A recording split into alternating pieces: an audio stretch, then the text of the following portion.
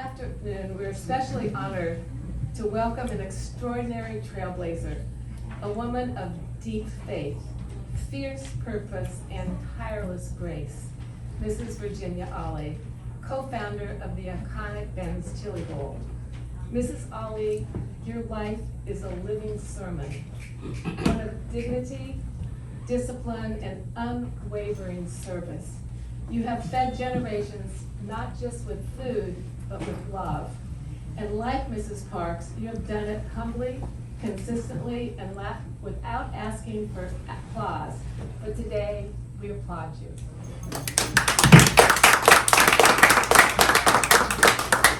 Today, we don't just listen to Mrs. Ollie's wisdom, we celebrate her life's work as we celebrate Mrs. Parks' legacy. We commit ourselves to something bigger, a future rooted not on division, but in unity, purpose, reverence, and hope. Real change happens one heart at a time. Love is all that matters, because love built on respect is quiet. It's faithful. It shows up early and stays late. It picks up the dishes, it listens, it leads by doing. Mrs. Ollie, thank you for doing just all of that. And thank you for being here to laugh, to sing, to remember and be reminded that life is not about living out a dream, it's about making dreams real for others. Let's make some of those dreams real today, together, today and every day. Welcome to the First Sunday Gospel Series, hosted by Texas Fred and Susan Carter. Thank you.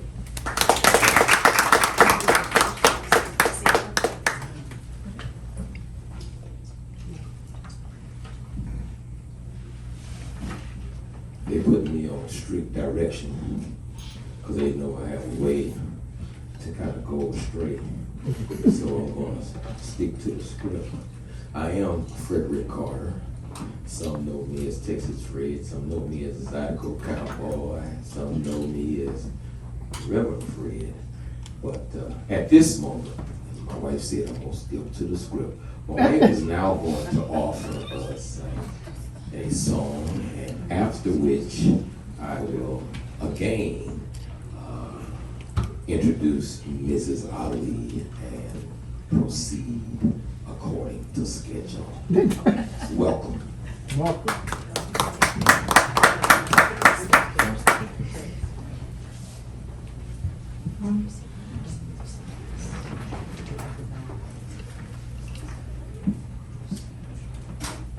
Welcome, everybody. Again, I am Susan Carter, and I'm the other half that puts together First Sunday's Gospel. And one of the things that we do when we have guests, if they are not musicians, we ask, because this is music as well, what songs do you like? And so what we do is to make sure that we ask our guests, what do you like? And so the idea is to get our guests to feel comfortable, because this is for them and to showcase who they are. So with that, I will begin.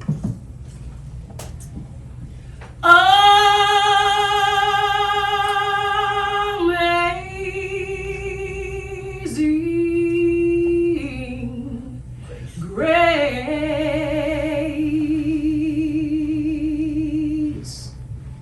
how sweet the sound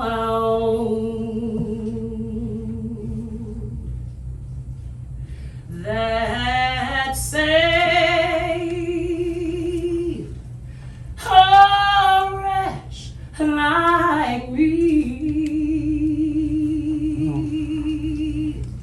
I once was lost, but now I'm found.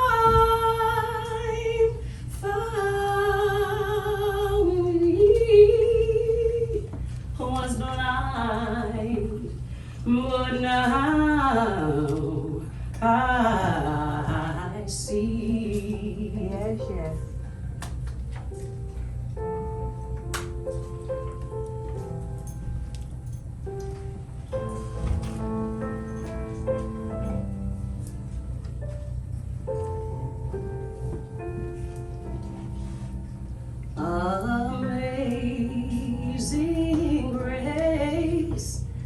how sweet the sound that saved a wretch like me. I once was lost, but now am found. Was blind, but now I see. 'Twas grace that taught my heart to fear, and grace my fears relieved. How precious did that great grace appear.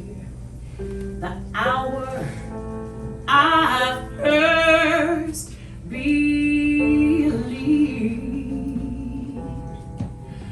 I once was lost, but now I am found. Was blind, but now I see.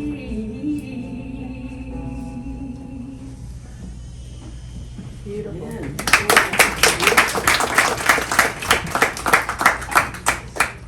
Wonderful.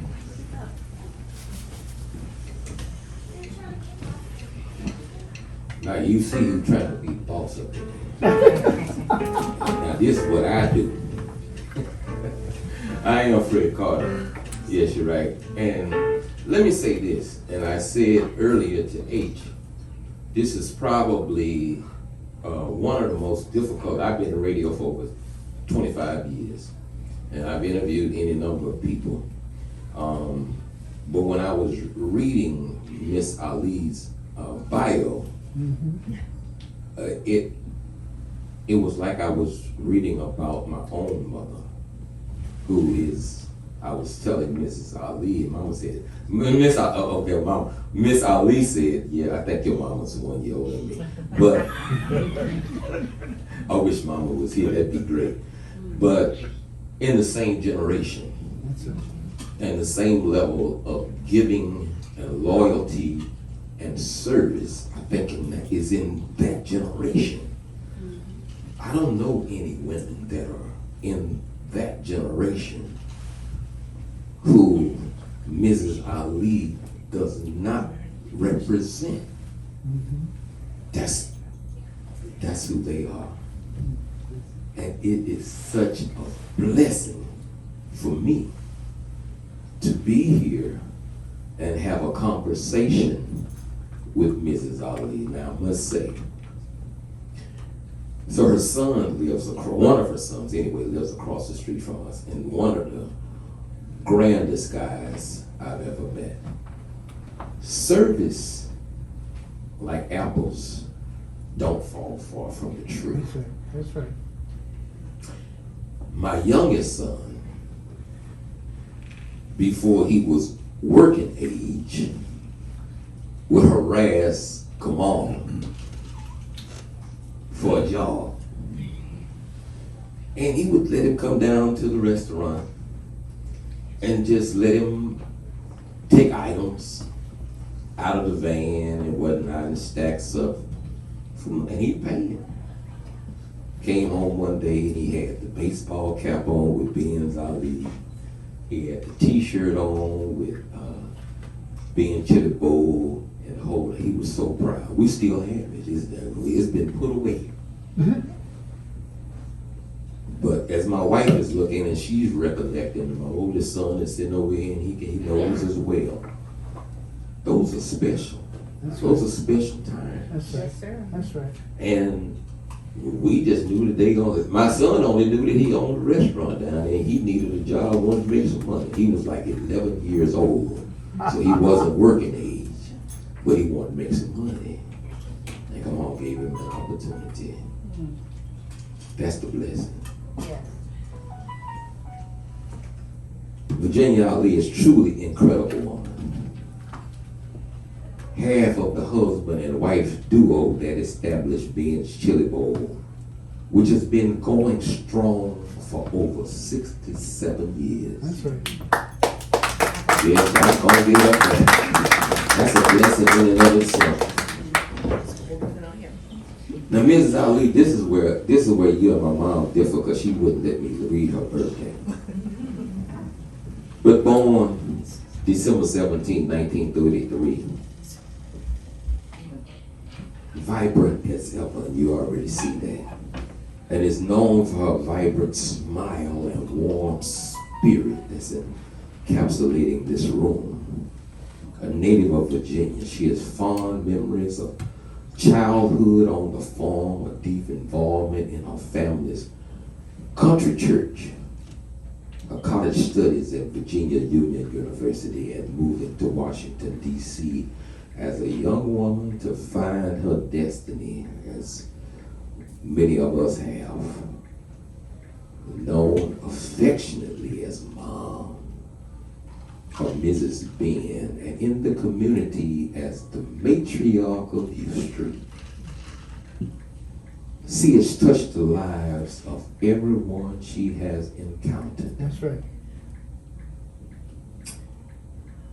Let me say this. I attend chapel, my wife and I. Matter of fact, she sings in the choir at chapel at Howard University. And something that Dean Bernard Richardson says often is a lot of times people, and I'm paraphrasing, a lot of times people go into the world looking for fame. You say, but when you are doing service, That's right. you might just run into fame. I think we made it. Please welcome Mrs. Virginia Ali.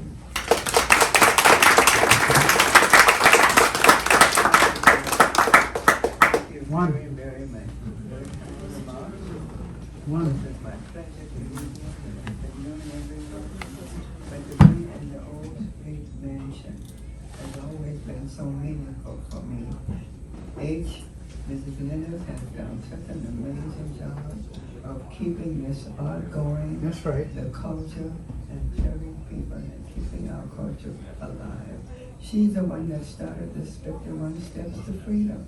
In addition to keeping this going and changing it every day, she's now going to make the world the largest museum we've ever had. And I'm so proud to be a part of it. It's a blessing. It's a blessing here, and I am humbled indeed. I was asking my wife before I came in, one of the things that I often ask when I'm conducting interviews, and I'm sure you've had so many people ask you so many questions, and probably so many of them have been the same question. I wonder, what is it about service in your spirit in who you are, Mrs. Ali? But that's what I prefer to call you, Mrs. Ali. What is it in your spirit, in your upbringing, that brings service to the fore? We already know about all of being Ali, and it's a remarkable, established icon. But you are who you are in and of who you are. What is it about service that frames you? I grew up, I think it has to do with the way I was brought up. Yes, I ma'am. grew up on my father and mother's farm, and my father and mom taught us from very little children the importance of people and being part of a community. And number one, it's all about family, and then your community. And you always remember to treat everybody the way you want to be treated. And when you do that, and you're caring for people, you have a more wonderful life yourself. You're helping others, and I think that's why we're here. I love being able to help others and to encourage others And in so doing, I'm encouraged. Mm. Yes. It's reciprocal. The energy comes back to you Yes. from you helping other people. Yes. Yes, indeed. And like I said, that goes back to what I was saying about your son. He never said anything to me. He lives right across the street. We see each other almost every day. He never said one word to me about anything. And my son didn't either for a while. It was just, he was doing his thing until I figured out he wasn't. And I said, wow. But again, okay, so when you met your husband, when you all began this legacy, did you envision, I'm sure this is one of the questions you probably had before, but did you envision then, at its inception, was that part of the business plan, that it was going to be what it is now? No, not at all, not at all. My first job was an industrial bank. Everybody knows industrial bank. Yes, ma'am. That opened in 1934 and still being operated by the third generation of the same family. I worked there for 5 years before I met my husband. And it was there that I realized how much I enjoyed interacting with different people and getting to know them. So when I met my husband, and we were dating and we fell in love and wanted to be married, and let's open a restaurant. I just could imagine nothing better than being able to enjoy more people. Just enjoy people. I really love people, and I, at my age, still go to the chili bowl every day. Wow. So that I can meet and greet my guests, tell them my story, and then I want to hear their story. And everybody has a story. Everybody has a story. Everybody great. has a story. Great. So it's just wonderful. That is something. That is something. Even now that you still go to the restaurant to meet and greet. That's all I do now, meet and greet. You've been employing people. I'm enjoying my life. And you should. Somebody don't say amen.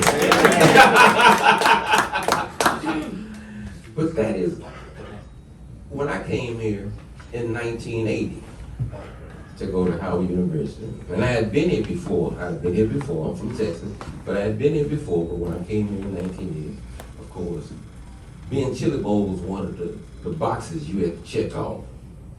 You gonna need to go down to being That's chili right. bowl That's right. and meet the people, and but not just meet. Go down there, and don't just get a hot dog and walk out, but you need to go down there and hang out a little bit. Am I right about it? That's right. That's right. You need to go down there and not to see and be seen so much. I don't think that wasn't the thing, but it was the vibe that you was trying to get from being at Ben's Chili Bowl, because it was. Because let's face it, when I came in 1980, and my wife told me to shut up, but it was still boarded up downtown from the riots in 1980. That's right. Right? That's right. It was still boarded up. Yeah. So there was still places that you could not go because they didn't exist anymore in 1980. But Ben's Chili Bowl did. Stay. And that was a place that you could go and just kind of chill.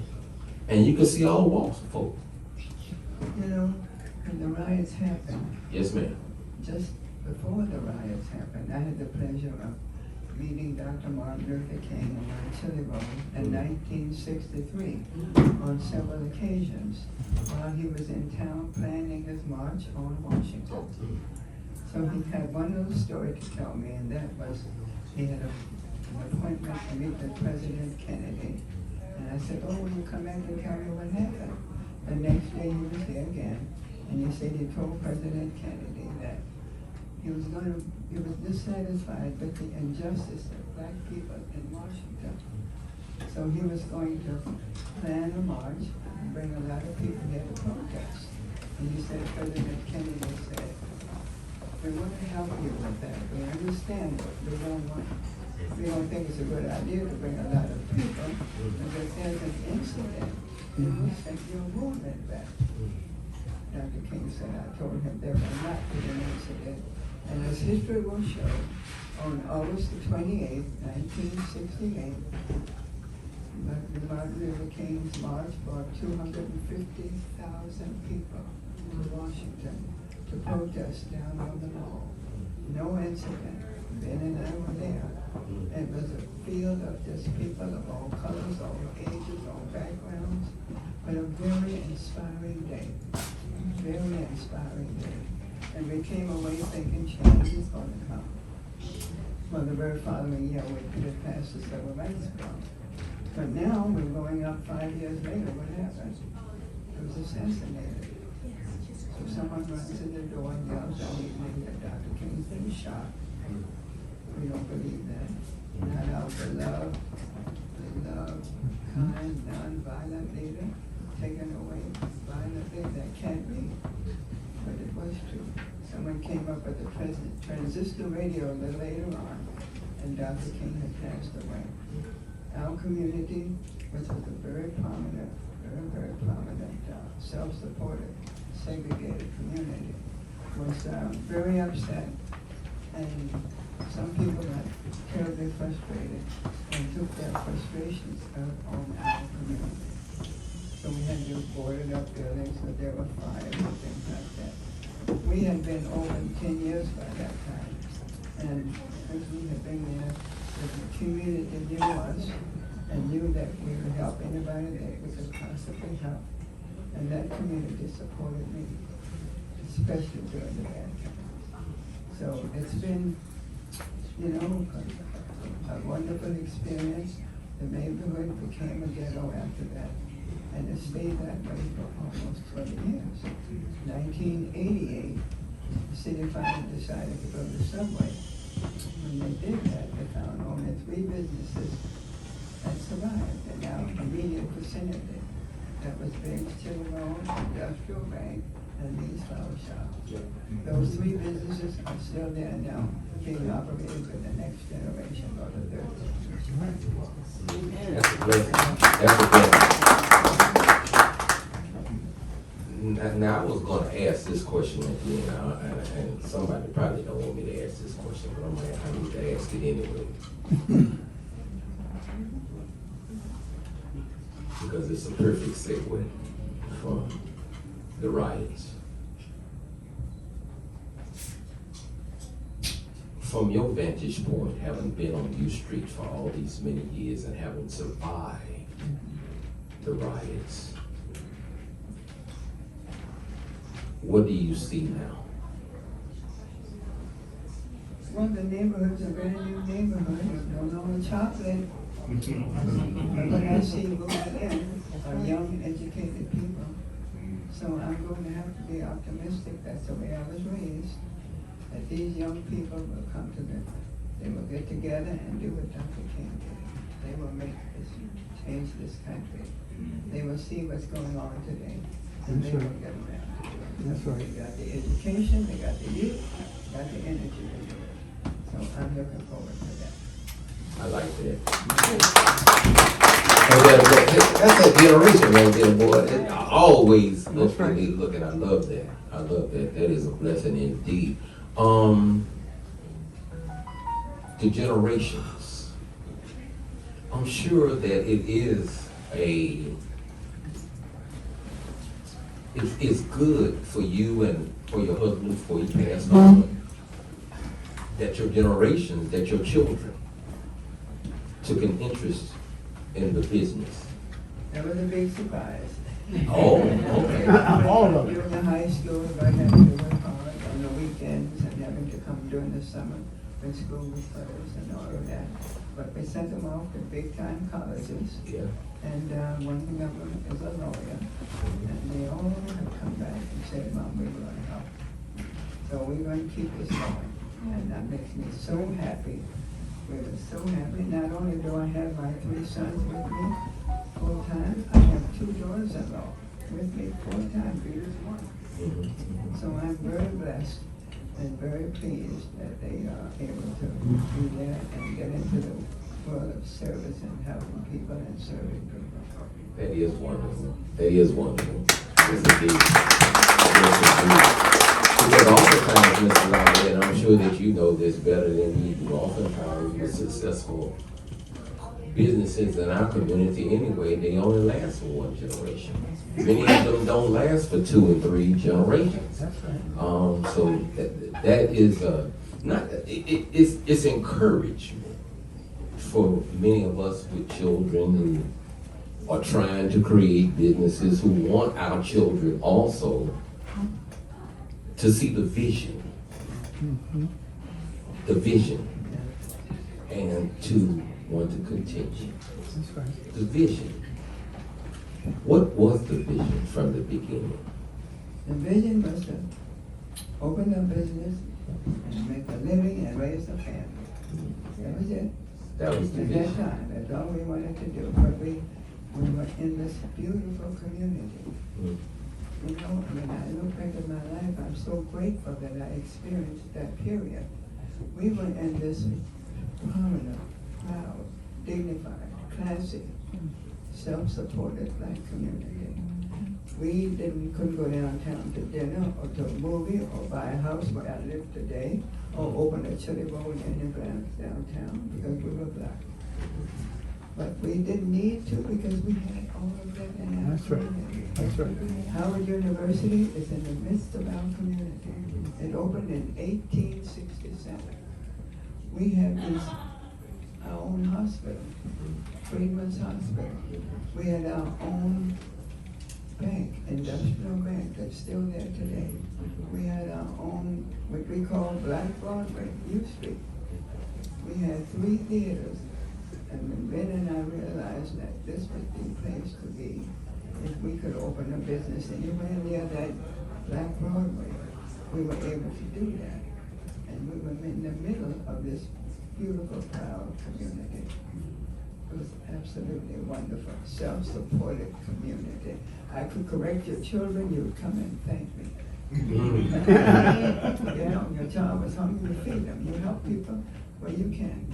And we have so many people that has worked for us, thousands of people that have gone on to do bigger and better things, and just makes me very happy. When they come back and bring their children and now their grandchildren, and girls have been there for 6 generations. So now, when they come back, they say, this is why we went to college.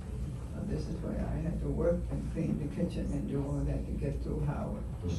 Now they're professional people, and said my son thinks I should just write a check.